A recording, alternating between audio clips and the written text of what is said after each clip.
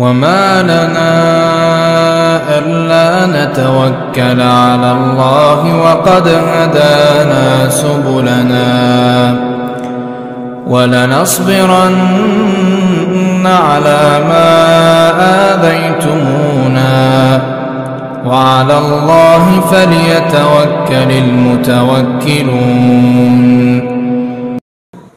Nah, kita lihat bagaimana dahulu para sahabat Nabi Shallallahu Alaihi Wasallam meng-cross-check kebenaran dari pengakuan Nabi Muhammad Shallallahu Alaihi Wasallam di awal-awal masa keislaman.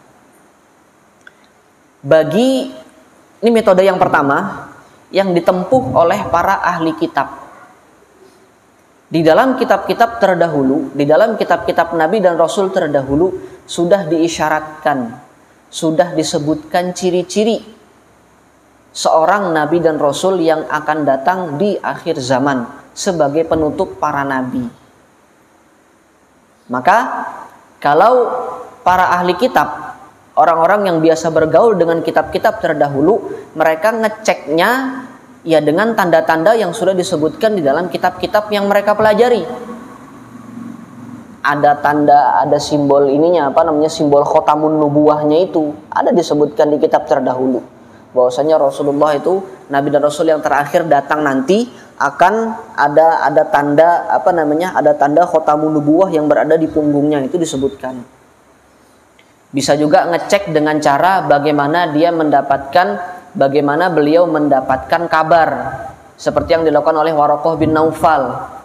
Ngecek dari mana Anda mendapatkan kabar, diceritakan, didatangi oleh apa yang beliau alami di Gua Hira itu diceritakan oleh Nabi SAW kepada Waraqah bin Naufal. Ternyata ciri-ciri sosok yang datang kepada Rasulullah ini sama persis seperti ciri-ciri sosok yang datang kepada Nabi Musa. Makanya Waraqah bin Naufal langsung mengimani.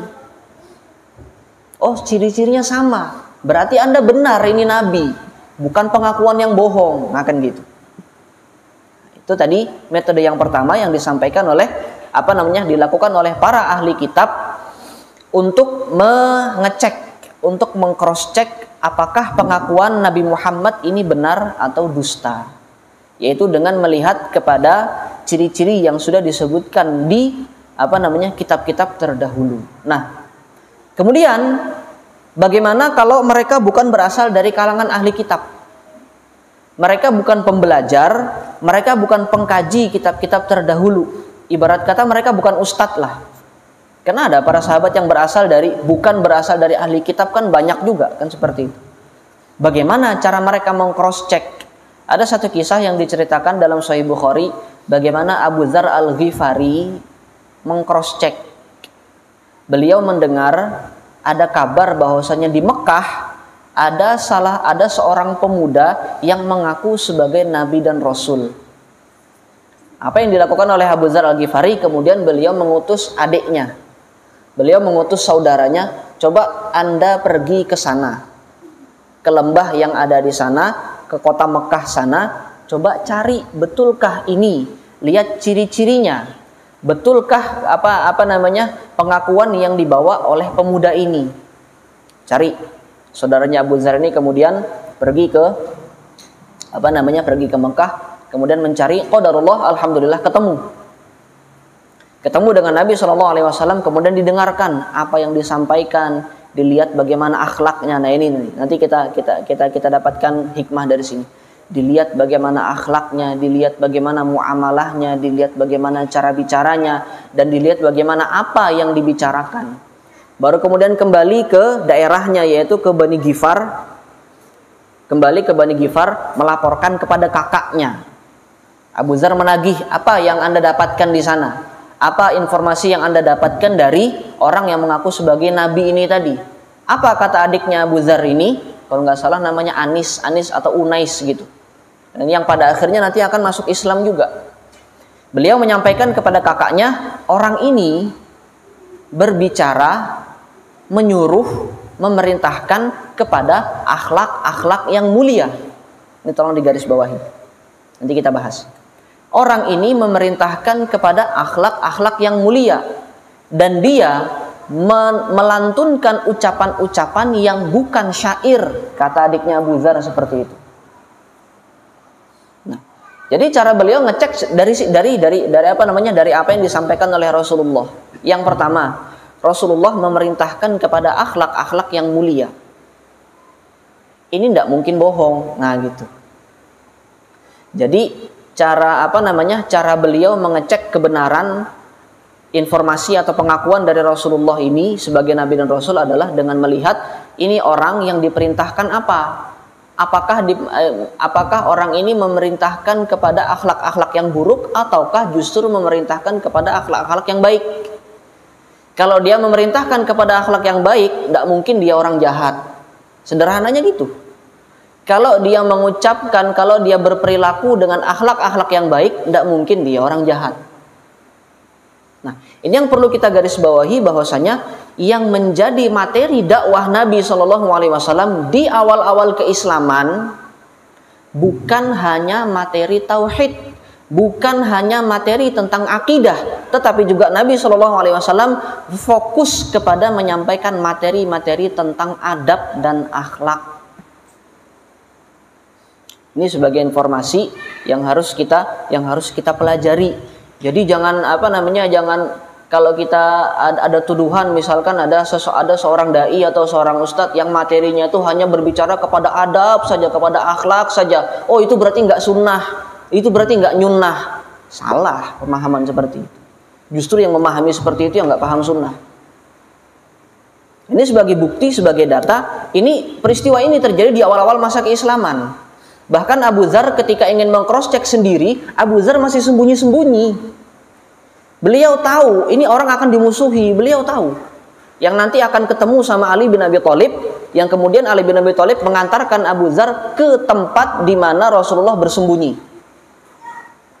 Dicari sama Abu Dzar, ditunggu sama Abu Dzar sampai lebih dari 3 malam. Abu Dzar tidak ketemu Rasulullah, tidak ketemu Nabi Muhammad di Masjidil Haram. Padahal Abu Dzar nginapnya di situ. Nanti pada akhirnya, singkat cerita, pada akhirnya baru nanti ketemu dengan Ali bin Abi Thalib, baru kemudian diantarkan oleh Ali bin Abi Thalib ke tempat di mana Rasulullah bersembunyi. Artinya ini terjadi masih pada awal-awal periode masa keislaman, masih di masa atau periode dakwah sembunyi-sembunyi yang dilakukan oleh Rasulullah SAW. Dan pada saat itu yang didengar oleh adiknya Abu Dzar ini, materi dakwahnya Rasulullah adalah memerintahkan kepada akhlak-akhlak yang baik, akhlak-akhlak yang mulia.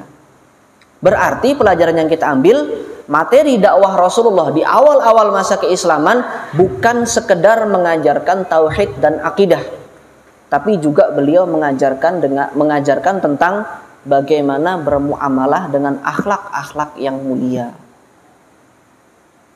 Kemudian satu lagi ngeceknya yang disampaikan oleh adiknya Abu Dzar, orang ini tadi mengucapkan kata-kata yang bukan syair.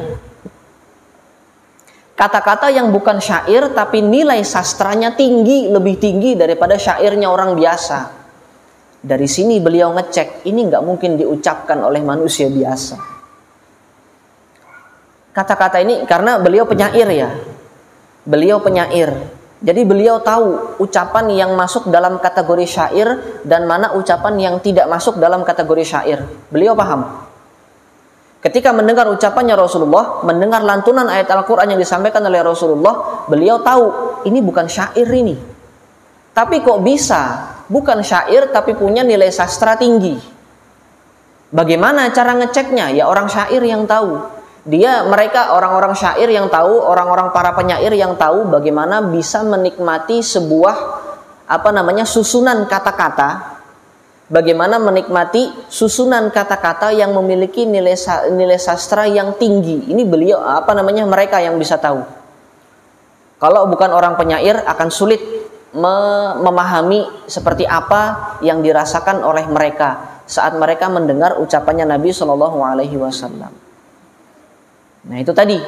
Jadi yang bukan ahli kitab, para sahabat yang bukan ahli kitab, bagaimana cara ngeceknya? Ngeceknya dari situ tadi, dari perilaku Rasulullah. Rasulullah tidak pernah membunuh, Rasulullah tidak pernah mabuk-mabukan, Bahkan Ibunda Khadijah kan juga menyampaikan ketika ketika Nabi SAW ketakutan,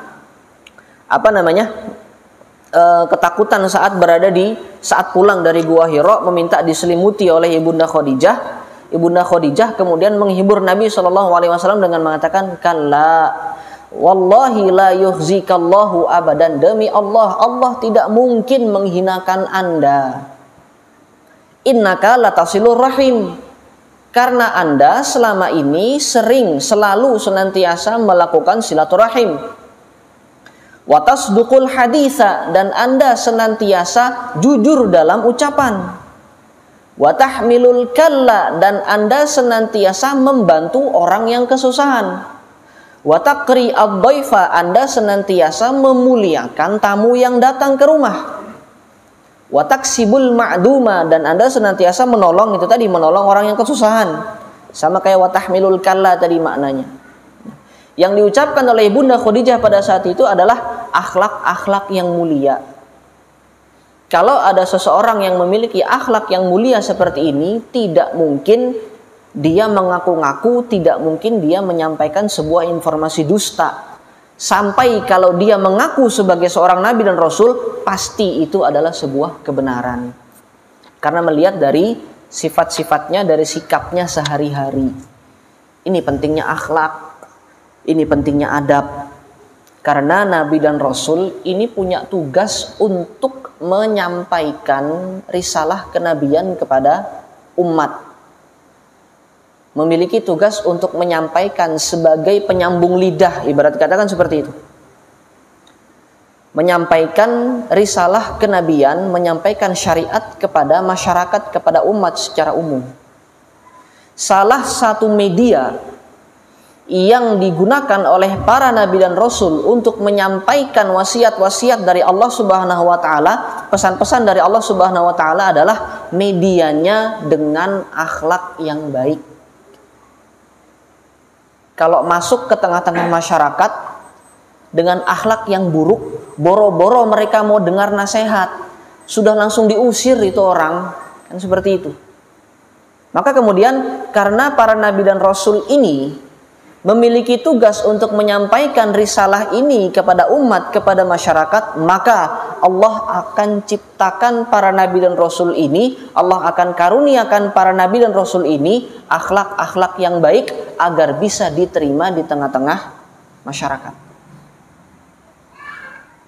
Maka kalau kita lihat dakwahnya Nabi SAW, yang pertama-tama menerima dakwahnya Rasulullah ini adalah orang-orang yang akhlaknya baik juga, gitu loh. Satu frekuensi, kan gitu. Abu Bakar, Utsman, ini orang-orang baik, ini orang-orang dermawan, orang-orang yang suka sedekah. Ibunda Khadijah, Ali bin Abi Thalib, kan seperti itu. Orang-orang yang awal-awal masuk Islam, orang-orang yang awal-awal masa keislaman langsung meyakini Rasulullah SAW sebagai seorang nabi dan rasul, menerima dakwahnya Rasulullah SAW adalah mereka-mereka yang juga memiliki akhlak yang baik. Ketika melihat Rasulullah berdakwah, mengajak kepada satu agama, dan melihat, oh Muhammad ini satu frekuensi dengan saya, kan gitu. Kalau bahasa kita seperti itu, satu frekuensi, satu ide. Sama-sama tidak suka mabuk-mabukan, sama-sama tidak suka membunuh, sama-sama tidak suka menyembelih untuk berhala. Makanya kemudian Abu Bakar dengan serta-merta membuka hati, oh benar berarti ini pengakuannya Muhammad ini. Berarti beliau adalah nabi dan rasul. Karena yang ditahu oleh Abu Bakar selama ini, Rasulullah selama ini Muhammad melakukan akhlak-akhlak yang baik. Maka tidak mungkin Muhammad berdusta. Nah ini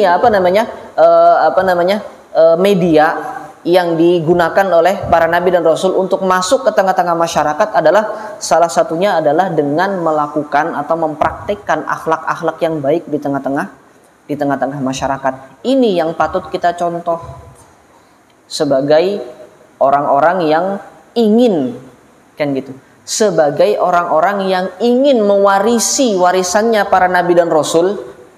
Ini yang patut kita contoh. Jadi kita tidak hanya sekedar mewarisi ilmu dari Rasulullah, tidak sekedar mewarisi ilmu dari para nabi dan rasul, tapi kita juga mewarisi bagaimana cara mereka menyampaikan risalah ini bagaimana cara mereka masuk ke tengah-tengah masyarakat. Ini yang harus kita pelajari di sini. Allahu a'lam bis-shawab.